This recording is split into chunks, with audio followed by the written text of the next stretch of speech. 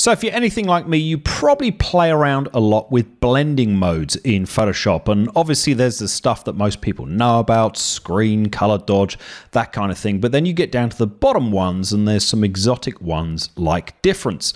So you kind of see this and you think, well, why the hell would I ever use this apart from to create some kind of 1980s Predator vision picture, which is probably the tutorial I should be making. But there's actually a really cool use for this blending mode, which I'm going to show you all about in this video. So we're going to get into that right now.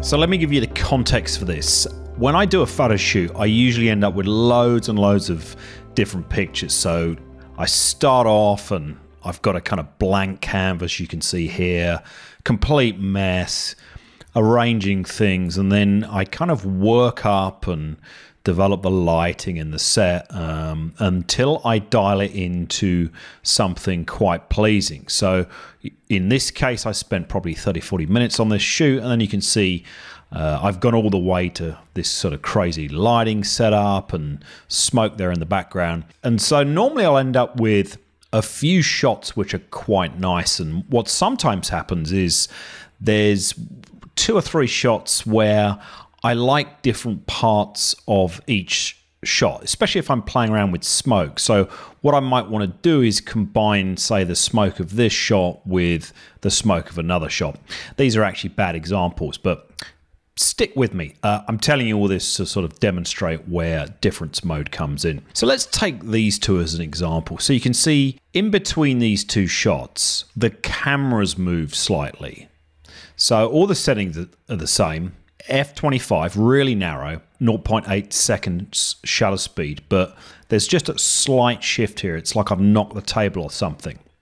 Let's just imagine I want to work with these 2 shots together. So I would select both of these in Lightroom. So I can just hit Shift and click on the second one. They're both selected. And then I'd right click and I would go Edit In and do Open as Layers in Photoshop. That's then going to switch to Photoshop and open both those layers one on top of another in Photoshop.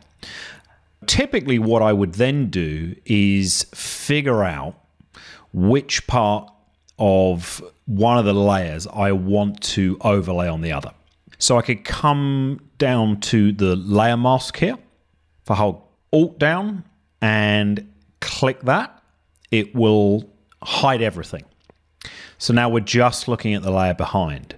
And then all I've got to do with my paintbrush, set it on white, let's get it a bit bigger, is then paint in the above layer. Now, you probably can't see unless I zoom in, but there's a problem here because of the alignment, right? So if I do that, you can see I've kind of cut a head in because these 2 shots aren't aligned because of that problem with the photo shifting.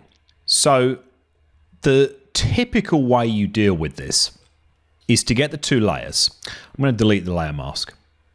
Select the 2 layers in Photoshop, and then you can go Edit, Auto Align Layers. And I mean, if you really want to know how to do this properly, that's the best way, right?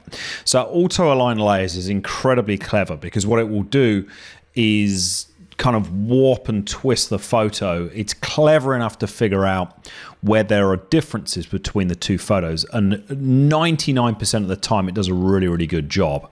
And so the layers line up perfectly. But sometimes they don't. Sometimes there are reasons why you just can't use auto-align layers. And in that case, this is where the difference mode comes in, because the problem I've got here, going back to our kind of selections, is I want to incorporate part of one layer, but not be affected by the parts that misalign. So say I'm only interested in this guy's head or the background here or her head. I've got to align part of the layer, but not all of it. Now, the way I used to do it before I knew about this trick was I'd get the layer, I'd set the opacity to 50%, and then you can kind of see, if you zoom in, that now one of the layers is blurred.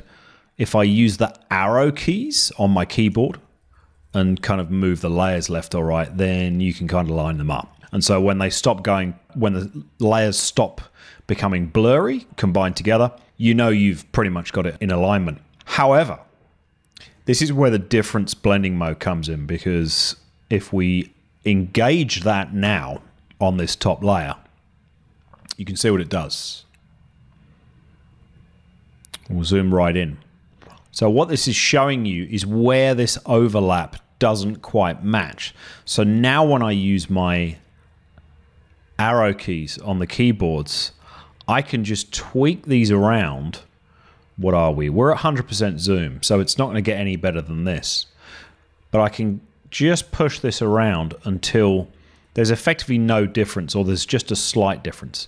And in this case, with this picture, there's going to be a difference because I had different lighting. So it's never going to go completely black. But you can see the benefit of this, because if you need to make subtle little adjustments to alignment, if you're working with composites where you might have two shots of an object and you've got something overlaying one of the shots, you can just flip one of the layers into difference like this, zoom in, you can see I'm now down the bottom where it's more out of alignment. So say I wanted to bring in these sort of dead soldiers on the floor, I can just realign to them. So I'm just using my keys here on the keyboard to line them up, and you can see these are now perfectly in alignment. And then I can drop out of that, zoom out. I think I'll just use the eraser. We'll go destructive. Why not? Let's stick with layer masks. So I've popped a layer mask back on. Get the brush. We need the black brush. If you click X on your keyboard, that'll toggle between the two colors you've got down here in the swatches. And now I can just paint black over the top. Oh, sorry, I've gone to white. I can paint black over the top of the troopers, and I don't have any problem with the layers aligning in this part because I've used that difference blending mode to align these up perfectly. So that's all there is to it. Otherwise, for me, the difference blending mode doesn't really have much utility. It's a pretty ugly effect. I'm sure you could do something stylistically with it, but this is one I use it for more often than you'd think. So if you're having little problems with alignment and you need a quick fix, this is what the blending mode does for you. So quick tutorial. Hope this helps. If you enjoyed this, I'd love it if you could smash that like button. If you've got any comments, questions, please leave them below, and I do respond to comments and questions here on the channel, so I'd love to know your thoughts. And please subscribe to the channel. I've got a special subscriber only video which you can watch on the channel page. So if you hit subscribe, head to the channel page, you can see that and what I've got in store for you. So thanks for watching. See you in the next video. Head to ToyShooter.com for more tutorials, resources, and help with Photoshop compositing. You can also subscribe to my free newsletter by visiting shoot.toys in your browser or clicking on the link on screen. You can also follow my work on Instagram at instagram.com/shoot.toys. Subscribe to the channel to watch a special subscriber-only video, which you'll find on my channel page after subscribing. Lastly, you'll find links to all the places I've just mentioned in the description for this video below.